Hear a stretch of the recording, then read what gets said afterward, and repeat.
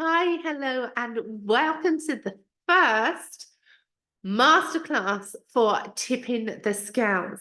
My name is Sharon D. I'm former Miss Curves Island radio presenter for 13 years, co-author to the #1 best-selling Love Thy Body and a burnout queen. Yes, that is right. In 2019, I had a complete burnout.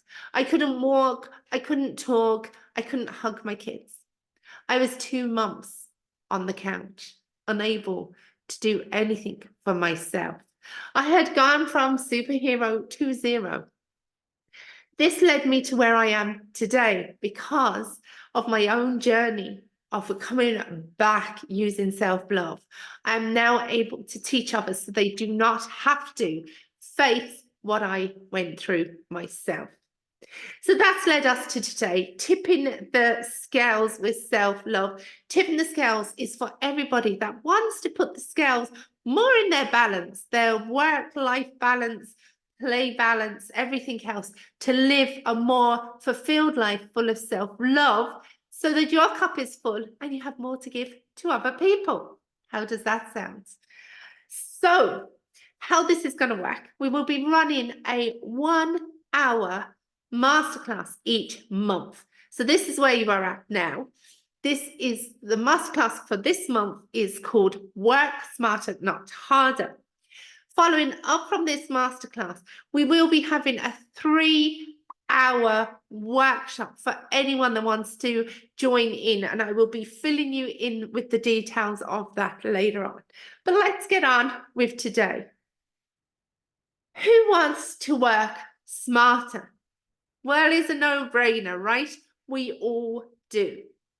And one thing that's unbelievable, rich or poor, if you think about this, whether you're rich or poor, we all have the same time to spend in a day. 24 hours, 1,440 minutes, or if you want to be a nerd like me, 86,400 seconds. How we spend it is up to us. It's like money, you can filter it away or you can spend it wisely. It's up to you. It's your choice. So what I have to offer is 10 pillars of how to help you work smarter, not harder. Obviously, we don't have the time today to go through all 10, but we will be looking at 3 of them. And the 3 that we're going to look at is going to help, whether you're talking about saving, working smarter and not harder, whether it's home, whether it's family, whether it's any area of your life. These are all going to apply, okay? So the first thing we have to ask is why? Why work smarter, not harder? Well, as I said, we all have the same time to spend. The ideal balance, if you want to tip the scales, is to have 8 hours work, 8 hours rest, and 8 hours play. Okay. Now, what I'm going to ask you to do now is get a pen and paper. And I want you to start looking at a guesstimate, okay? A very wild estimate called a guesstimate.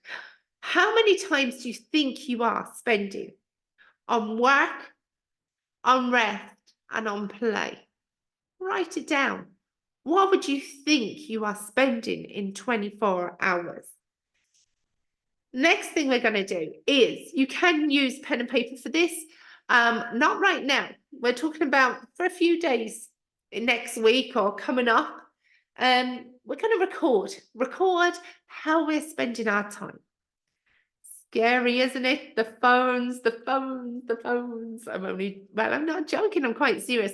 That is how a lot of us are spending our time.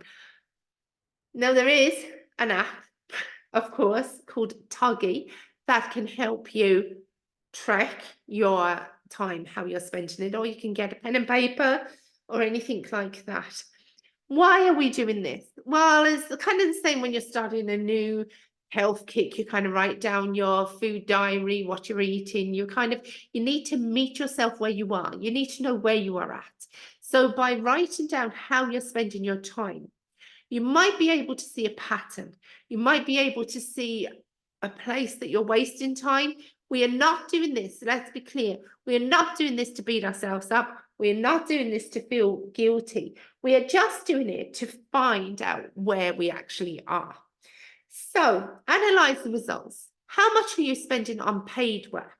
That's your work that you're actually getting paid and coming home with a wage for. How much time are you spending on passion work?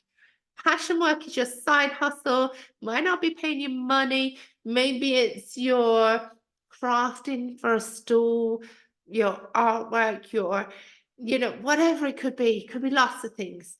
Your passion work. How much time are you spending on that? Then look at how much time are you spending on professional development. Things like upskilling, skilling, doing things that are going to build up your professional development. How much you spend on your personal development, things like your self-love, things like, learning something for you, a skill maybe that you've always wanted to have. How much time you're spending with relationships. And when I want you to look at that, I want you to look at how many times are you spending eye contact relationships. We're not talking about the scrolling on our phone relationships. We're not talking about the not making eye contact and just grunting at people and half answering them. How much time are you spending in relationships, whether it's with your kids, whether it's with a partner, friends, family, whatever it is? How much time are you spending playing? Playtime is so important. How much time are you getting? How much are you getting for your wellness? How much are you getting maybe volunteering or doing something like that? And how much time are we spending being distracted? Yeah. How much are we spending on our phones, on social media, and all the other things? Then what I want you to do is look for patterns, look for energy levels, look for busy time. There's going to be busy time. There's going to be high traffic times in the house if you're trying to get stuff done there. There's going to be times that work better for you. Maybe you're a morning person. Maybe in the morning, getting up 2 hours early could save you like 4 hours in the evening. Or maybe you are an evening person and staying up that bit later is much better for you. So look for the patterns. How are you spending your time? So the next thing we're going to look at, pillar number 2 is, I'm going to say it, ladies, no more multitasking. Yes, we are excellent at multitasking, and sometimes we need to. Sometimes we need to be stirring the pot while making a bottle, while keeping an eye on the kids or an ear out for them, while maybe even talking with the phone under your arm as well. We do it, right? But when it comes to making time work for you smarter than harder, time blocking certain tasks are so effective. I know if I set a timer for 12 minutes, I can have my average kitchen mess clean in 12 minutes. If I put it off, procrastinate, go on the phone, do other things, it could take me a whole morning before I actually get round to having it done. Time blocking is productive. It gets things done without distraction. Maybe you're at work, maybe you have a business, maybe you're self-employed. What would happen if you didn't have the notifications on in your email, and every time an email came in, you wasn't looking at it and thinking, I'll answer that next time, I'll answer that later. Let me just check the game I've been playing, and let me just check the social media messages.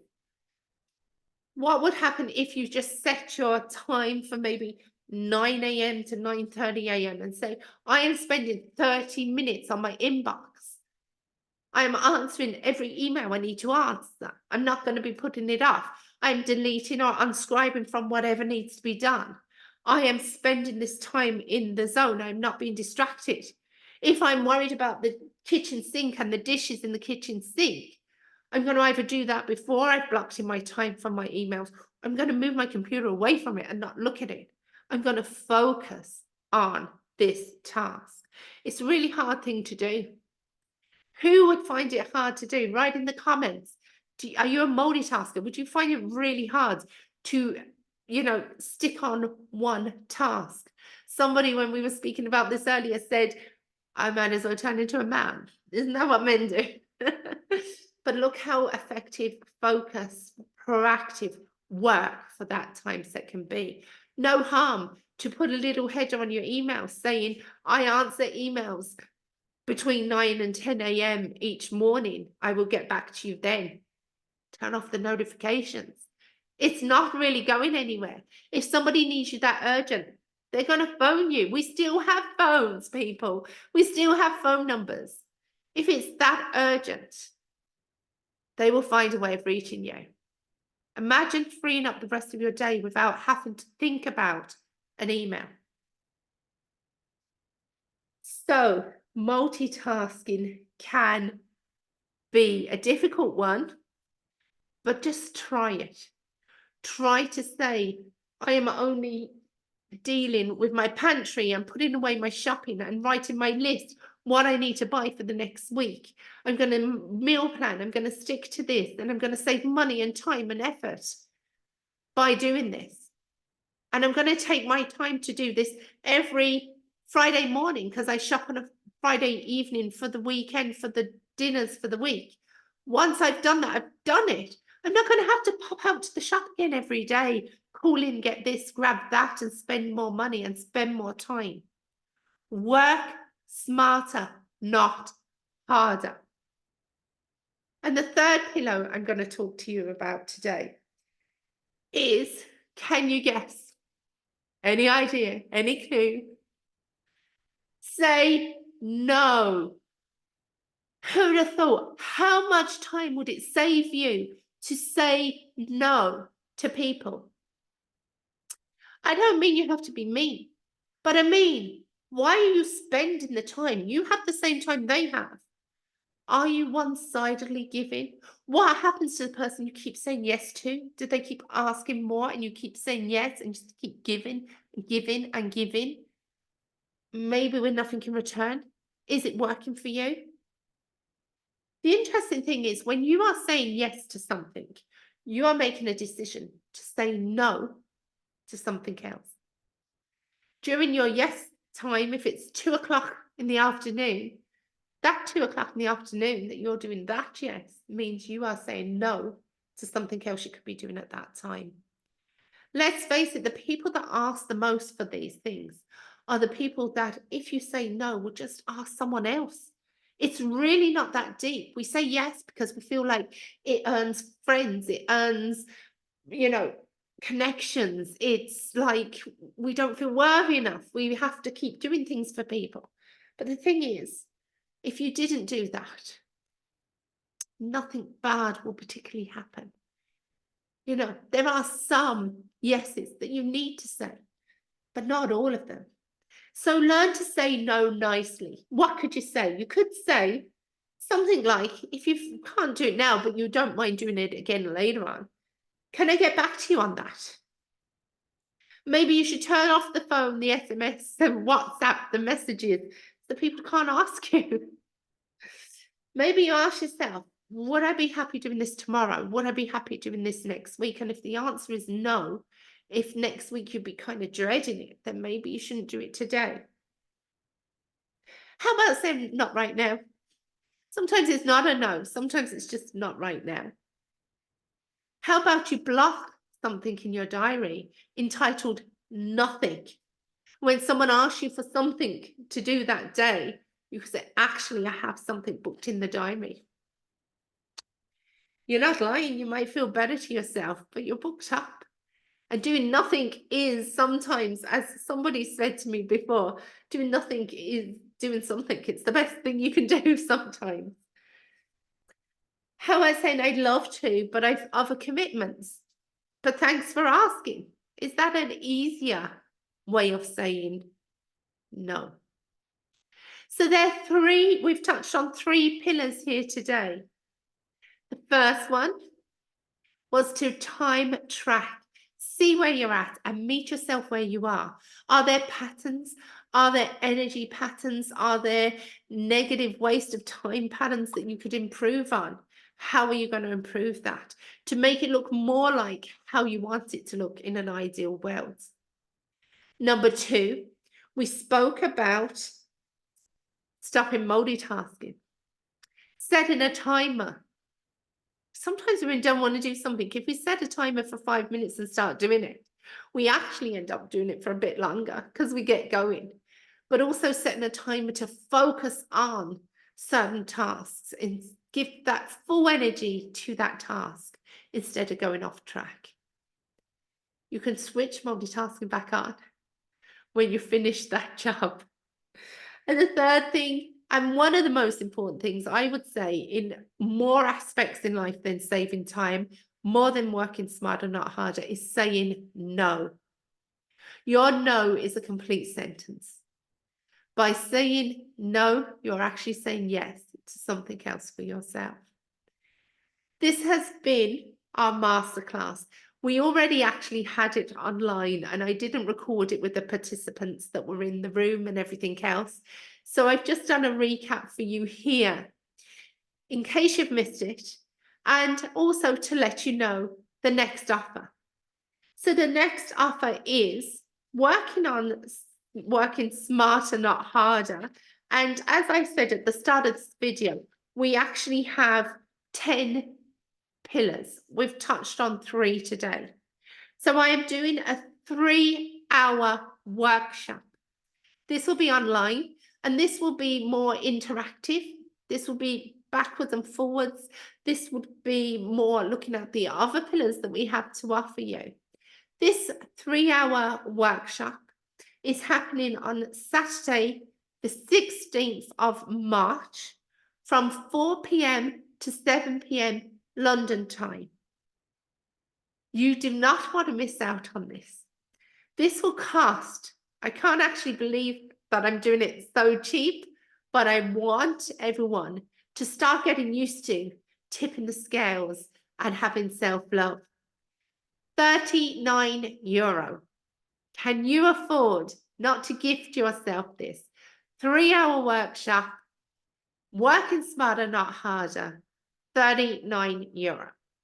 Drop me a message, drop me a DM, or go to www.sharond.com to find out more info. Leave your contacts, just write that you want to join up to the workshop and I'll get right back to you. So that is for Saturday, the 16th of March, 2024, in case you're seeing this next year. And yeah, that will be happening from 4 p.m. to 7 p.m. Work smarter, not harder. But even if I don't see you there, just remember the 3 pillars you've learned today and look after yourself for me. Bye for now.